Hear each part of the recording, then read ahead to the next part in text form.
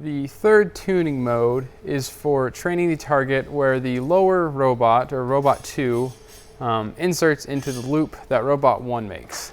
So the first step for the third tuning method for the insert upper loops is to once again select the shoe type. We are working with the women's large right, and then select maintenance, advanced, and this time we're going to select the insert upper loop targets button. I'm going to go ahead and do that.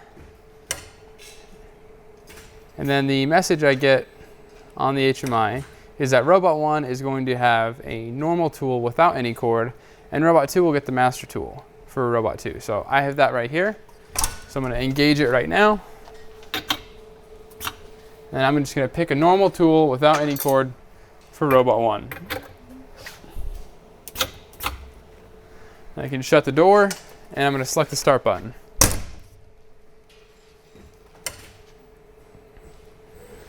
So now it's going to be running a modified version of how it normally runs, but it'll be stopping in key locations to allow us to train the robot targets for this robot.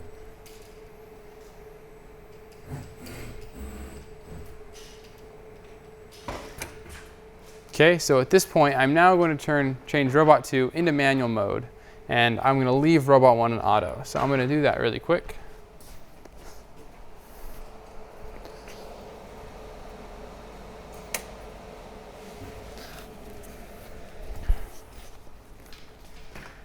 All right, so if I go back to the main screen on the HMI, I'll be able to start, and I'll be able to start robot 1 from here, and I'm going to be able to start robot 2 from the teach pendant.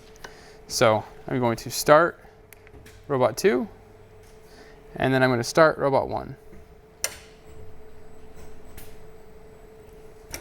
And now when I get to this position, this is where we're going to train the actual target.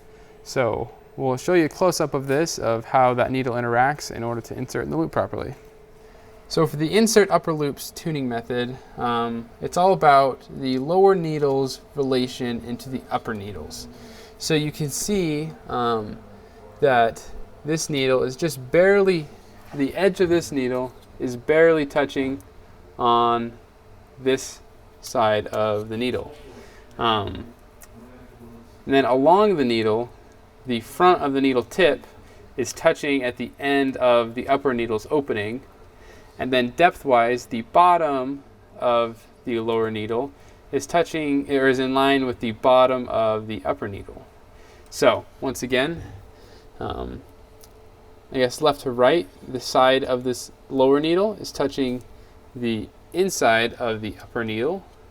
For depth, the needle tip of the lower needle is at the end of the needle opening for the upper needle, and for the depth, the lower needle tip is in line with the bottom edge of the upper needle.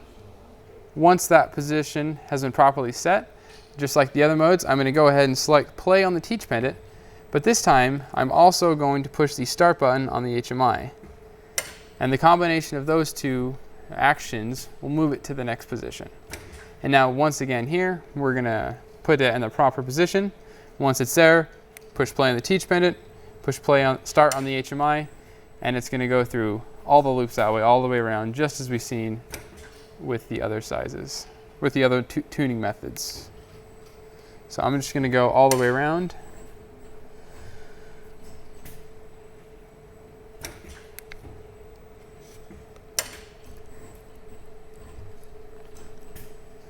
And while it's going all the way around, we also can open up the door if needed to get inside. We just need to shut the door before we push play on the teach pendant again, or on the HMI.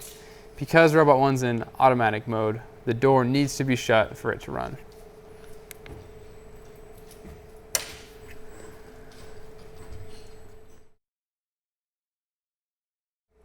Once the robots pull up to here, I got a new set of instructions. That tuning method's now done. When I push play and start, they're going to go back home, and then I can flip robot 2 back into automatic mode. So I'm going to push start on the teach pendant, start on the HMI, and they're both going to move home.